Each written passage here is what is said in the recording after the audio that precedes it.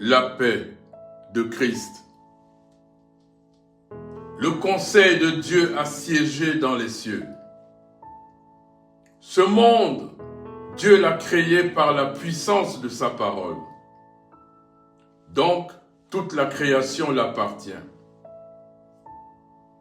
Nous sommes entrés dans la tribulation. Le point culminant est la grande tribulation qui vient. Désormais, la dispensation des jugements divins sur la terre se déploie comme un puissant ouragan. Le monde se complaisait dans des demi-vérités. Aujourd'hui, l'Éternel fait souffler le vent de la liberté. Et le cœur des hommes sont ouverts à la vérité et libérés de la peur. Vous connaîtrez la vérité et la vérité vous affranchira, dit l'Écriture. Le péché a détruit ce monde. Conséquence, il y a multiplication des volcans et des tempêtes et des tsunamis et des ouragans, intempéries, inondations, incendies, tremblements de terre, catastrophes, pleurs et lamentations, embrasement des nations. Il ne restera pas ici pierre sur pierre qui ne soit renversée. Jour après jour, l'avènement du Fils de l'homme déploie son manteau de sainteté, faisant reculer les ténèbres. Yahvé, l'Éternel Dieu, par la main puissante, délivre et conduit son peuple. Il les marque du sceau de Dieu. Le royaume est pour les humbles, pour les brisés, les saints. Une vie qui plaît à Dieu. Cherche-la sans relâche. Cherche premièrement le royaume de Dieu et sa justice. Seul Yahvé est un abri sûr. J'ai vu la naissance du royaume d'Israël dont parlent Jésus et ses disciples. Il est écrit, alors les apôtres réunis lui demandèrent, « Seigneur, est-ce en ce temps que tu rétabliras le royaume d'Israël ?» Il leur répondit, « Ce n'est pas à vous de connaître le temps ou les moments que le Père a fixés de sa propre autorité. » Peuple, nation, lisez les Écritures et discernez les signes de temps. J'ai vu les USA à la croisée des chemins. Le spectacle de la suite de cette élection présidentielle sera navrant. Mais quelle qu'en soit l'issue, l'hégémonie des USA et l'ensemble de l'Occident finit ici. La perte de la guerre en Ukraine, malgré les stratégies et les armes fournies par la coalition occidentale, sonne le glas de la fin de son impérialisme. La crise financière qui vient est le coup de grâce sur le temps glorieux de la domination de l'Empire occidental. Il n'y a pas de honte à cela. Les empires naissent et meurent. C'est l'Éternel Dieu qui décide. Le monde l'appartient. Un âge va, un âge vient et la terre tient toujours. Et c'est ainsi. J'ai vu la France. Et le président Macron n'avait pas, ou plutôt n'avait plus besoin de gouvernement. Mais il avait les pleins pouvoirs. Est-ce volontaire? Si oui, pourquoi? Il dirigeait la France qu'avec le Parlement. La tour Eiffel sera brisée. J'ai vu l'embrasement des nations. Des armées déployées d'occupation seront vaincues. Elles se retireront dans un climat d'hostilité. Malgré cela, les hommes s'obstineront toujours dans le péché et la rébellion contre Dieu. Dans la colère de l'effondrement de sa civilisation, l'Occident soutiendra l'Antéchrist contre les autres peuples de la terre. Le Moyen-Orient est en ébullition. J'ai vu. Je vois l'Iran fort de son alliance avec la Russie. Elle s'affirme en leader. Elle détient des armes redoutables.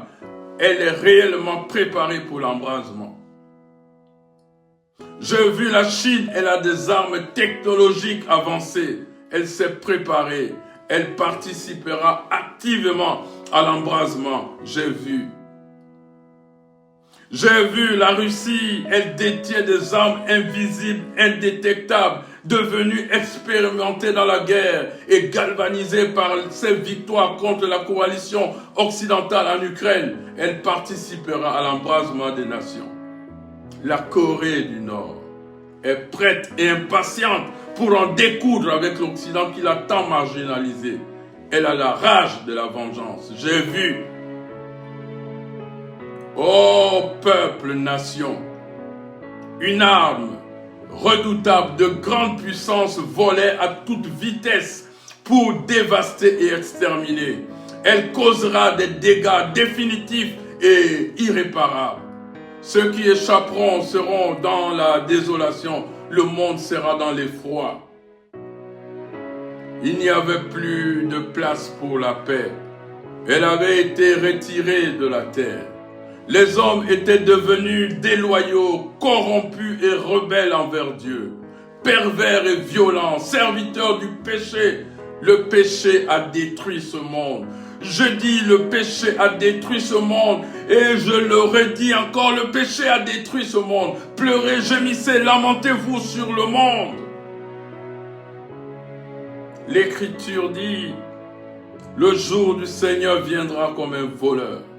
En ce jour, les cieux passeront avec fracas, les éléments embrasés se dissoudront et la terre avec les œuvres qu'elle renferme sera consumée. Il est écrit, si ce jour n'était pas abrégé, personne ne serait sauvé, mais à cause des élus, ces jours seront abrégés. Au Gabon, un bouleversement surprendra plus d'un et des changements suivront. L'Éternel Dieu délivre ce peuple, car il l'a choisi pour le servir. J'ai vu la naissance d'une nouvelle nation. L'Éternel Dieu a visité cette nation par 2 réveils, en 1935, puis 50 ans plus tard, en 1985. Et en 2025, après 40 ans, je vois la main puissante de Dieu sur cette nation. Par ces réveils, l'Éternel préparait la nation à une œuvre plus grande. L'Éternel va laver cette nation pour en faire son sanctuaire. À toi, Église du Gabon, ta prostitution avec Baal t'a ruiné. Quel avenir espères-tu de Moloch? Le veau d'or, les présents de l'Égypte te perdront. Reviens à l'Éternel Dieu, là est ta destinée. L'Afrique vivra enfin sa liberté après tant d'années de siècles de domination étrangère. Les diasporas et les afro-descendants, forts de leurs connaissances et expériences acquises, s'investiront dans le développement de la nouvelle Afrique. Les nations qui bâtiront avec l'Éternel ne bâtiront pas en vain. Ils auront la sécurité. Celles qui retourneront aux idoles et aux sectes seront de nouveau envahis et dominés par des étrangers. Les peuples des nations du monde chercheront refuge en Afrique. L'Écriture dit, les choses cachées sont à l'Éternel notre Dieu. Les choses révélées sont à nous et à nos enfants. Alors, vigilance. Nous sommes dans le temps de l'accomplissement. Le monde est en pleine mutation. Des nations entières disparaîtront et des nouvelles naîtront. C'est Dieu qui décide, la création l'appartient. Africains du monde afro-descendant, les morts sont invoqués, des démons, les anges déchus manipulent et parlent à leur place. Les poudres des ossements humains consumés dans les initiations ne peuvent sauver. Les idoles sont sans vie. Les champions de la sorcellerie ont fondé sur elles leurs espoirs des mondes meilleurs. Hélas, elles s'avèrent hautaines, orgueilleuses, jalouses, méchantes, hypocrites. Elles divisent. Quoi? La magie, le satanisme, les sectes venues d'ailleurs, les dieux étrangers. Il n'y a aucun espoir là-dedans. Le constat est là. Tout un continent riche et dominée, spoliée, pillée par ses propres enfants et leurs maîtres étrangers. Mais le temps du miracle africain est venu et l'Afrique s'éveille. L'Afrique s'éveille, lève-toi. L'Afrique s'éveille, élève ton âme aussi haut que le toit de l'Afrique, les hauteurs du mont Kilimandjaro. Lève-toi pour bâtir la nouvelle Afrique. Dans la vallée du Nil, l'Afrique s'éveille, lève-toi. Lève-toi, oh oui, lève-toi dans la forêt du bassin du Congo. L'Afrique s'éveille, au Sahara, au Kalahari. Lève-toi pour bâtir la nouvelle Afrique. Du nord au sud, de l'est à l'ouest, lève-toi. Et quand nous nous serons levés, du Cap au Caire, de Libreville à Mogadiscio, les enfants d'Afrique debout, déterminés, sous le soleil de la justice qui s'est levé, avec la guérison sous ses ailes, conduits par la puissance du Saint-Esprit. Alors s'accomplira la gloire du Seigneur qui vient, la destinée prophétique de l'Afrique, longtemps annoncée. Conduit par la puissance du Saint-Esprit, le mouvement est en marche. L'Afrique de nos pères, de nos héros. Oh oui, l'Afrique de nos martyrs. L'Afrique des contemporains qui se battent aujourd'hui pour la nouvelle Afrique. Le temps est venu. C'est notre temps. C'est le moment. Le temps de l'Afrique est le temps de Dieu.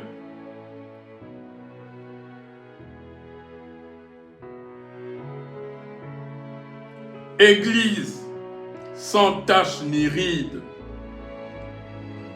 épouse de Christ. Qui d'entre nous partant pour un voyage ne se donne aux préparatifs, s'assurant de la réussite de son voyage? Le temps des préparatifs pour la vie éternelle est venu. Choisissons l'obéissance à Dieu et la douceur comme fit notre Seigneur. Avec zèle et audace, servons joyeusement notre Dieu. Contre la haine du monde, pardonnons sans compter. Contre le rejet, aimons sans limite.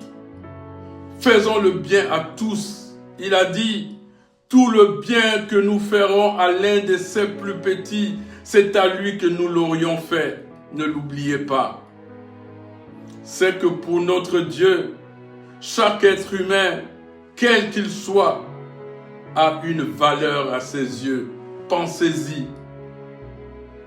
Et lorsqu'arrivera la tribulation à cause du Seigneur, réjouissons-nous et soyons dans l'allégresse, car notre récompense sera grande dans le royaume des cieux. Oui, la nouvelle Jérusalem est comme un étranger qui sollicite un visa du pays où il désire s'y rendre. Le fonctionnaire consulaire s'applique à introduire dans son ordinateur des informations attendues. Si les réponses sont bonnes et que les documents demandés complets, alors il est qualifié pour un visa. Validé. Travaillons, réalisons nos projets, construisons des maisons, marions-nous, faisons des enfants, voyageons, vivons dans l'urgence et toujours prêts. Le son de la trompette peut retentir à tout moment. Soyons donc sobres, veillons, prions sans cesse, lisons des psaumes, chantons des cantiques de louange et d'adoration. Que Dieu bénisse chacun de vous, illuminant vos chemins et remplissant vos cœurs de paix et d'amour.